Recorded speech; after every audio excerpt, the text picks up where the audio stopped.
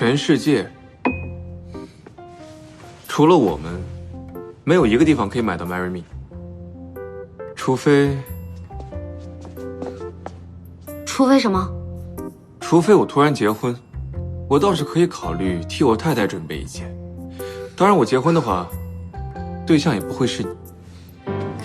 尹思辰，你现在已经严重的打扰了我的人生。那只能说明你的人生太脆弱了。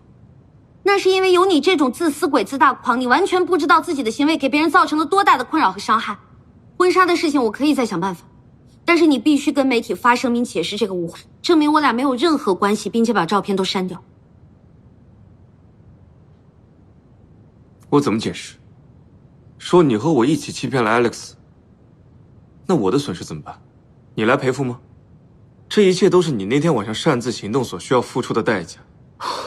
尹思辰，你简直就是个自大无情、毫无同理心的恶魔。顾小姐骂完解气了就可以走了。等等，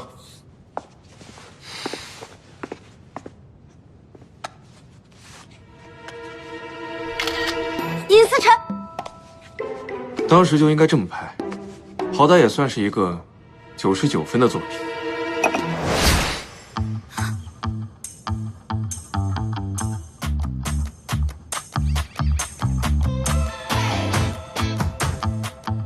你要干什么？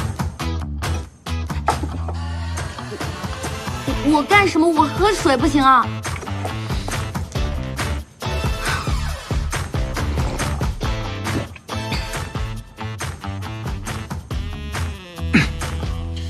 这个水我刚才喝过了。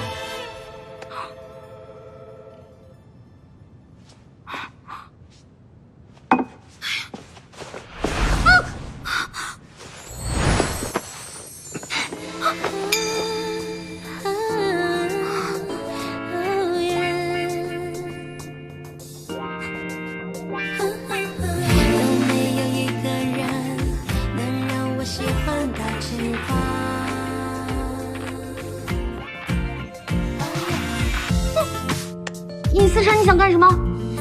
臭流氓！我臭流氓？嗯，你自己昨天晚上做了什么？你忘了？我昨天晚上干嘛了吗？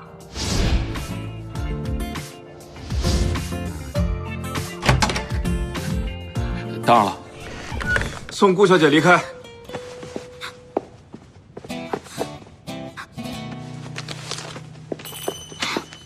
这个是你超我车，然后导致我车被撞了的那个维修单，你赔一下。